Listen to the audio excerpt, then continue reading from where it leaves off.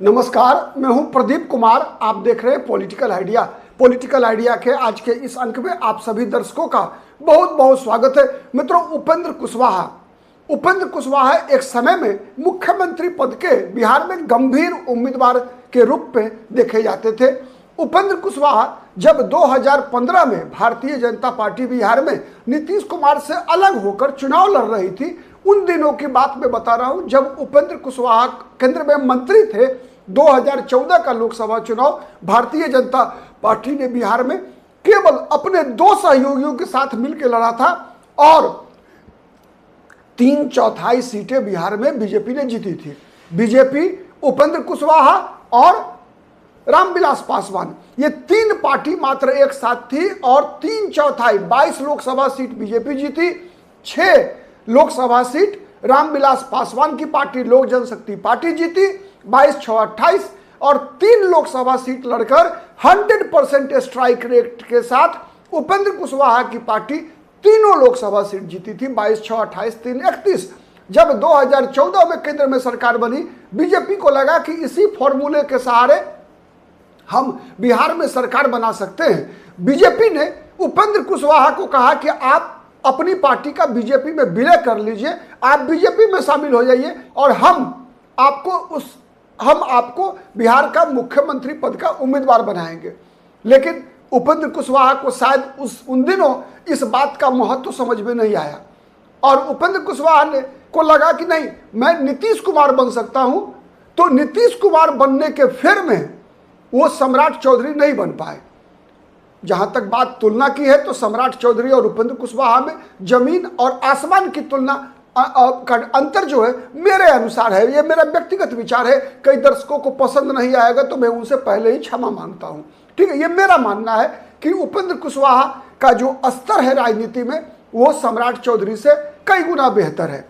ठीक है, चलिए इसके बाद आते हैं। तो फिर उपेंद्र कुशवाहा कहा जाता है कि जीवन में, हर व्यक्ति के जीवन में कई बार आपके जुबान पर सरस्वती का वास होता है।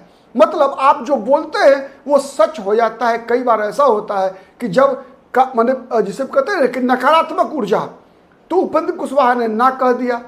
परिणाम क्या हुआ, जब नीतीश कुमार आ गए एनडीए में, फिर लौटकर 2017 में, उसके बाद से एनडीए में नीतीश कुमार का कद घटता गया। अंत में क्या हुआ कि नीतीश कुमार ने उपेंद्र कुशवाहा को केंद्र में मंत्रिमंडल से बाहर निकलने के लिए मजबूर कर दिया।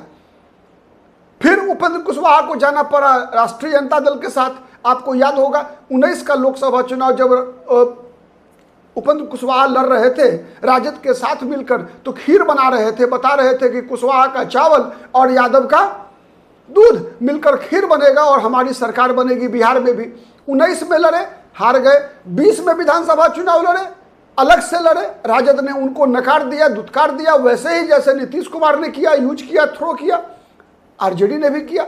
उपेंद्र कुशवाहा किनारे लग गए। फिर नीतीश कुमार ने उनको पार्टी में वापस बुला लिया। उनकी पार्टी जो थी, ठीक है, उनको सीट नहीं मिला 2020 के विधानसभा चुनाव में, लेकिन एक निश्चित मात्रा में वोट काटने का असर हुआ था कि उपेंद्र कुशवाहा ने अपनी ताकत अपने बलबूते पर लड़के दिखाई थी। लेकिन फिर नीतीश कुमार की जाल में फंस गए। नीतीश कुमार की जाल में फंसकर जो है अपनी पार्टी का विलय कर दिया राजद में, नीतीश कुमार की पार्टी में।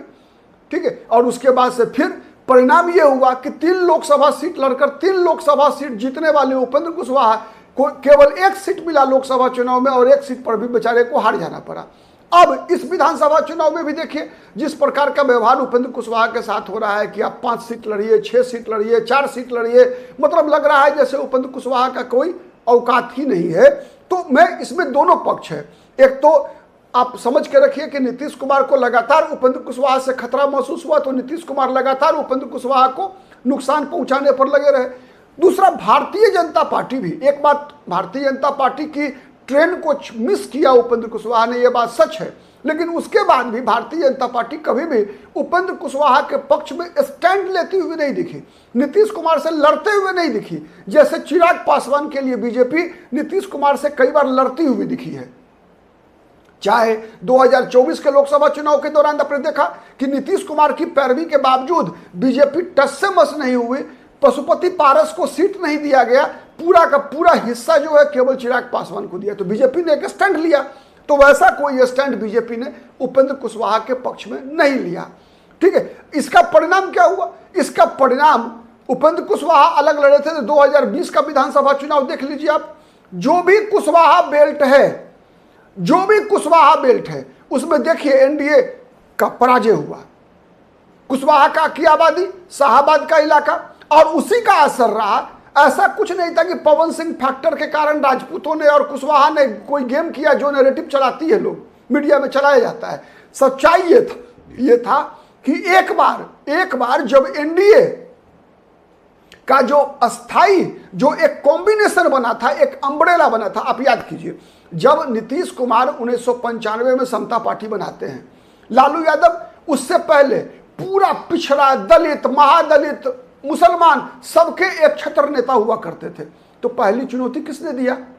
लव और कुश ने, कुशवाहा और कुर्मी ने।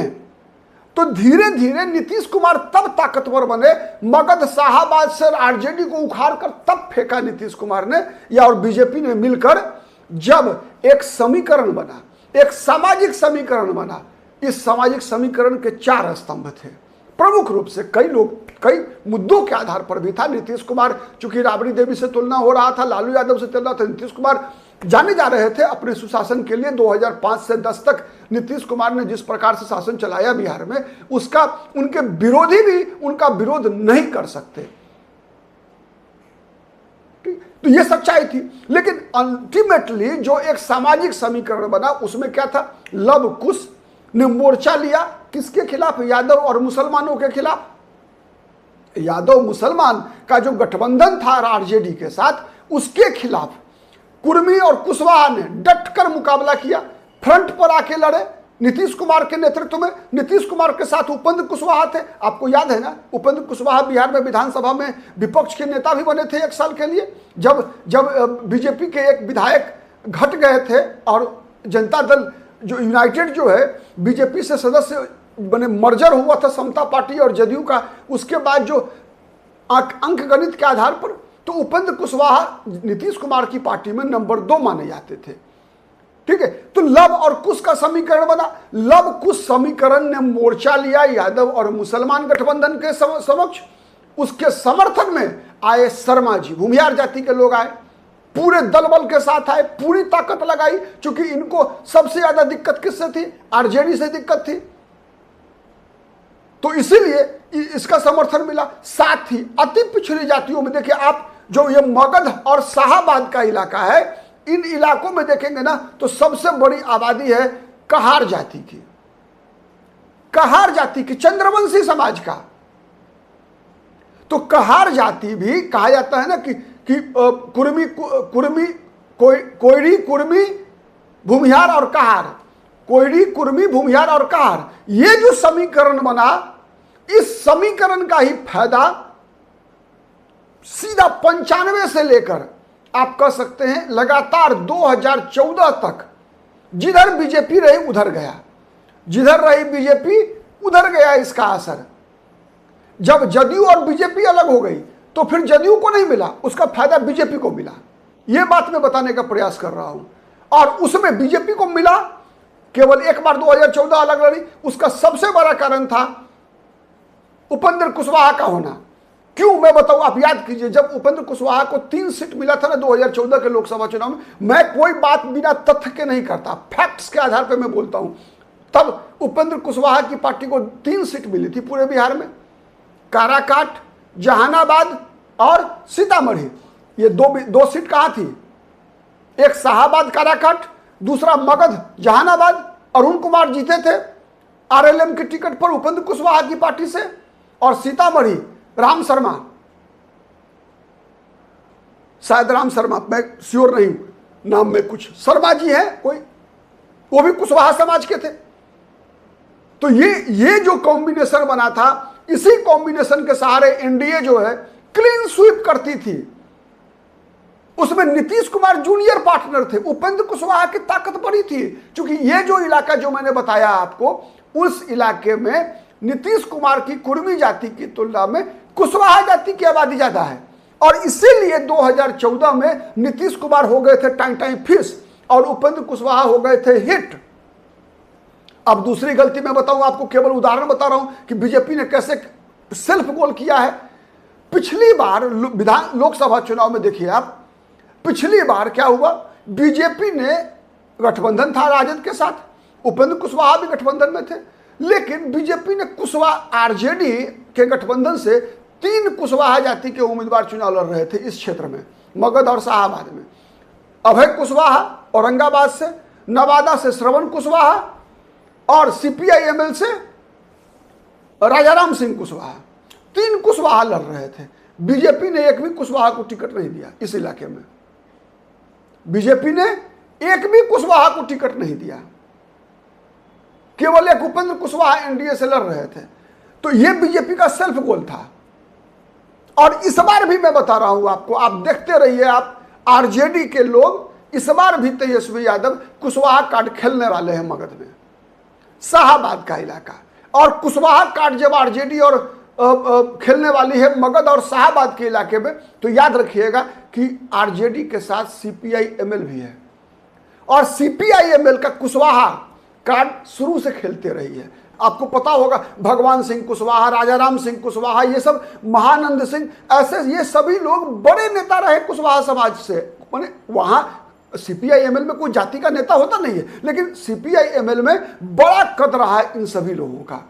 ठीक है, तो कुशवाहा एक तरह से कह सकते हैं जब आरजेडी के साथ आया सीपीआई-एमएल, तो फिर महागठबंधन की ताकत बढ़ गई। और उस ताकत को आप केवल मगध शाहाबाद नहीं, बल्कि कुशवाहा मत जहां जहां भी है, आप देखिए सारण प्रमंडल, छपरा, सिवान, गोपालगंज का जो इलाका है, उस इलाके में भी कुशवाहा की आबादी अच्छी खासी है। और उसका असर देखिए कि महागठबंधन को मिला। और वहां पर नीतीश कुमार एक गेम लगातार करते रहते हैं कि नीतीश कुमार लगातार उपेंद्र कुशवाहा को भी नुकसान पहुंचाते हैं और अंदर से बीजेपी को भी नुकसान पहुंचाते हैं। नीतीश कुमार अपनी पार्टी से तो कुशवाहा माने कुशवाहा को जहां जहां लड़ना चाहिए वो सब सीट जो है नीतीश कुमार हड़प लेते हैं।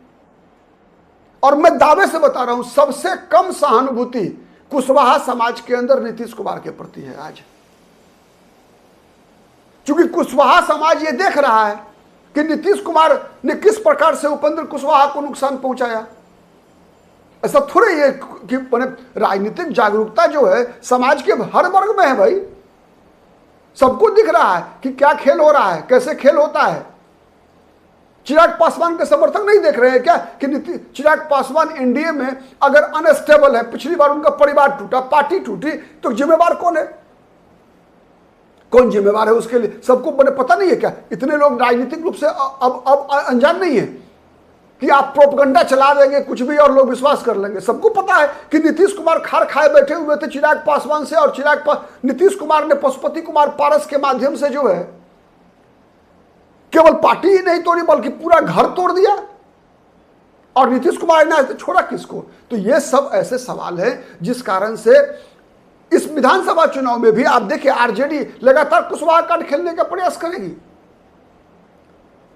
तो ये जो मैंने बताया ना कि वर्मा, शर्मा, कहार और कुर्मी का जो कॉम्बिनेशन जो टूटा, उसी टूट का असर है कि चाहे वो 2020 का विधानसभा चुनाव हो, चाहे वो 2024 का लोकसभा चुनाव हो, एनडीए को नुकसान हुआ है। अगर एनडीए को इस बार भी सद्बुद्धि चाहिए तो किसी भी कीमत पर ये जो 3 प्रमंडल हैं, मगध, शाहाबाद और सारण प्रमंडल, जहां एनडीए पिछड़ी थी पिछली बार भी विधानसभा चुनाव के दौरान, कुशवाहा फैक्टर को साधना कंपलसरी है। नहीं साधेंगे तो फिर जय सिया राम। आज के लिए इतना ही, बहुत बहुत धन्यवाद।